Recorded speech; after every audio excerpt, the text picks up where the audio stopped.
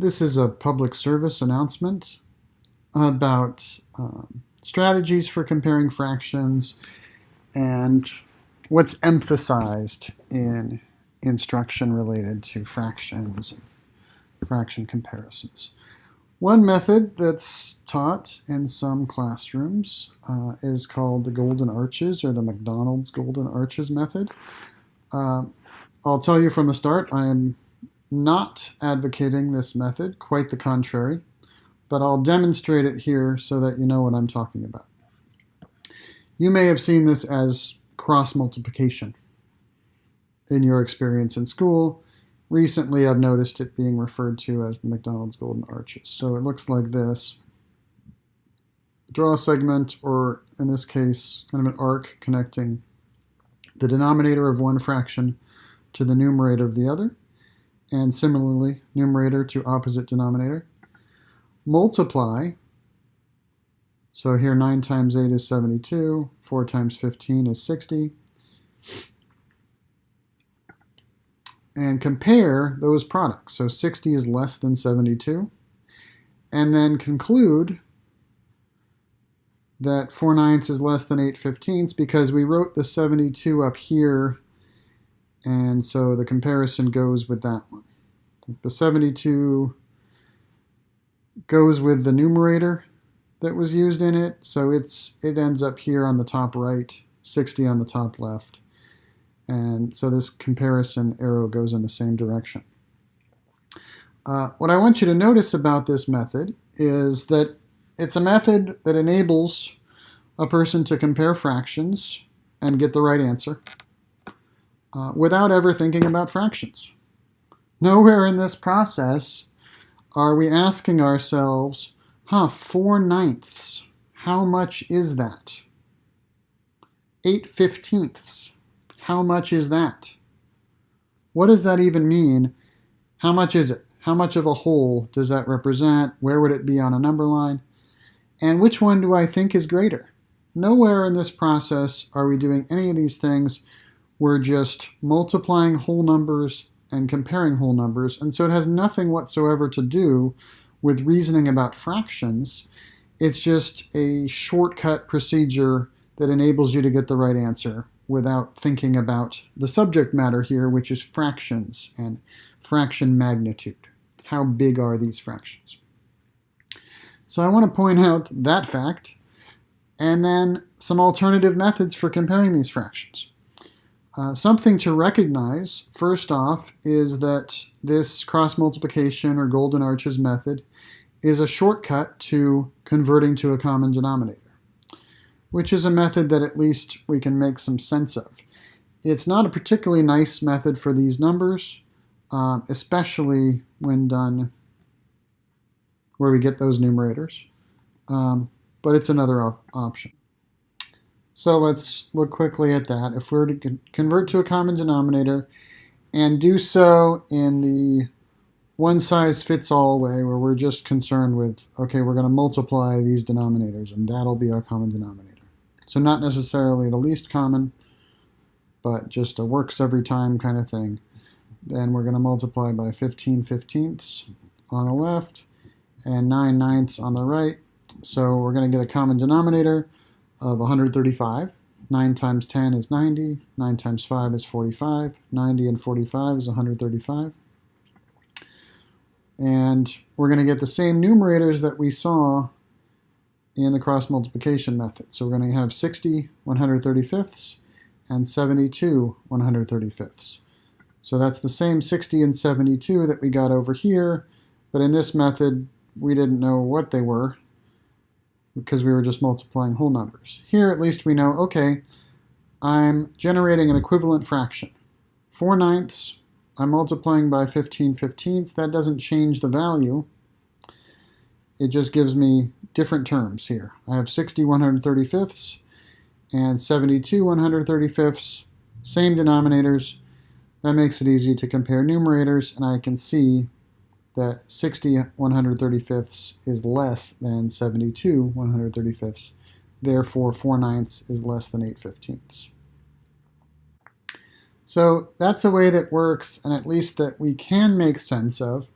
But it's not a particularly nice method to use for these numbers because, again, we're just multiplying the denominators, and depending on those numbers, you can get up into rather large components here.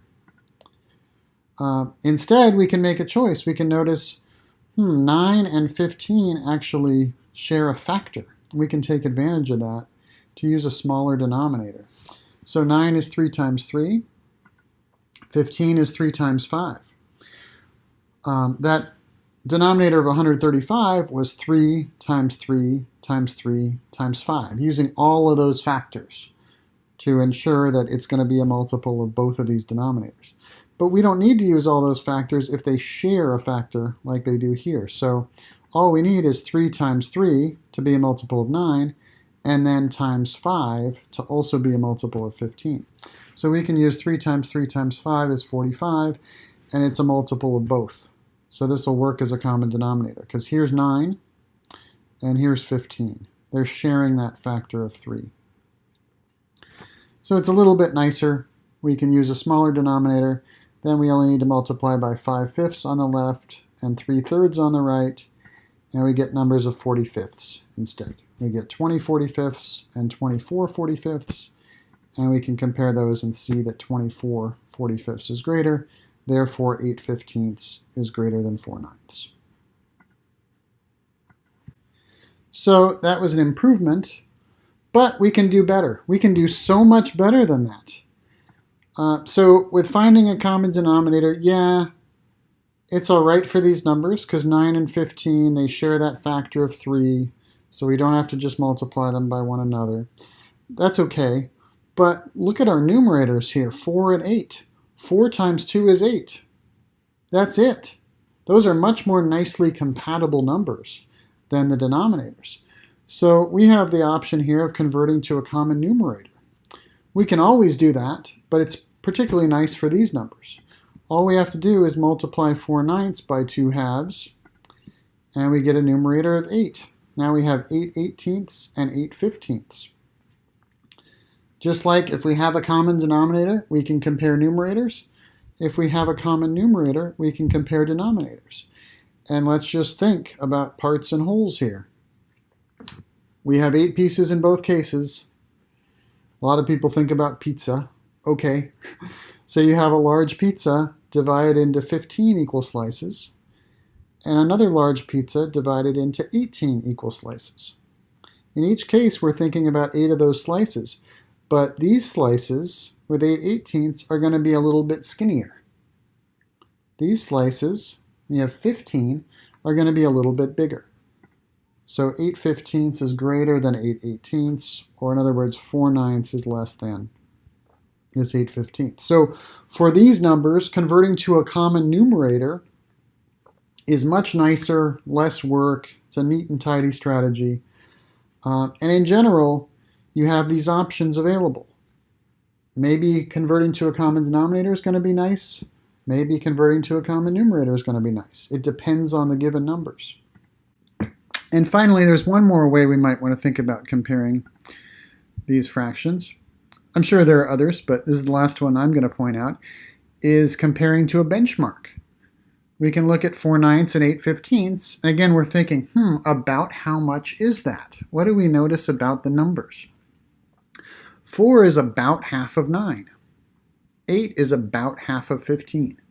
So we know that these guys, if we're thinking of where they would fall on the number line, they're going to be about half. And then we can be a little more precise. We can think, well, 4 times 2 is 8, which is less than 9. So actually 4 is a little bit less than half of 9. So 4/9 is less than half. 8 times 2 is 16, which is more than 15. So actually 8 is a little bit more than half of 15. So 8/15 is a little bit greater than 1/2. So if we were to insert 1/2 here on the number line, we can see 4/9 is on the left of it, 8/15 is on the right of it. So right there we know 4/9 is less than 1/2, which is less than 8/15, and that means 4/9 is less than 8/15.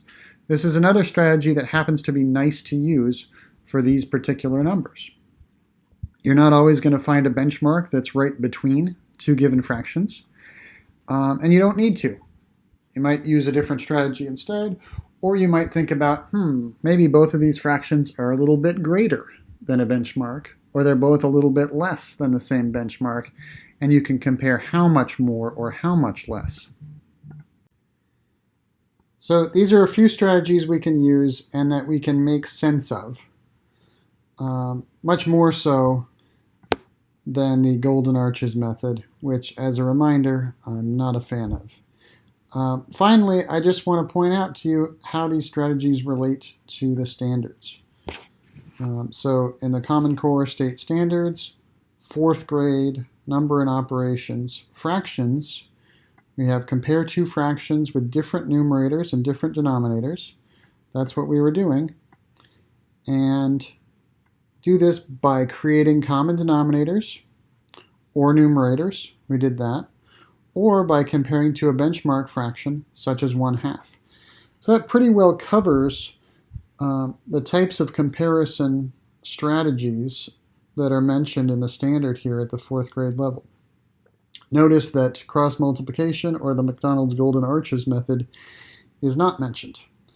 And that this is building on previous ideas about fractions that came earlier.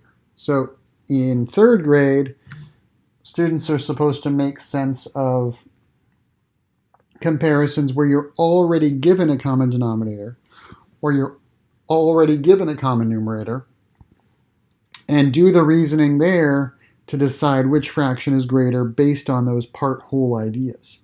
Now, in 4th grade, there's the additional step.